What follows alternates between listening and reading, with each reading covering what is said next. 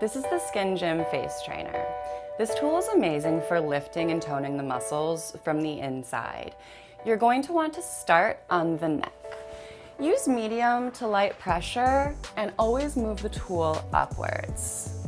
The neck is an especially important part of the face to work because that's where we show our first signs of aging. Next, we're going to move to the under the chin area. This movement is especially important for firming the skin. Next, we're going to move to the jawline. Using a 3 to 5 degree angle, we're going to move upward towards the ear. Now, when you're moving along the jawline, you're actually stimulating the lymphatic flow. So at the end of this movement, make sure that you're draining down the neck. Moving on to the cheek. Using the tool, you want to make sure that you're moving out and up.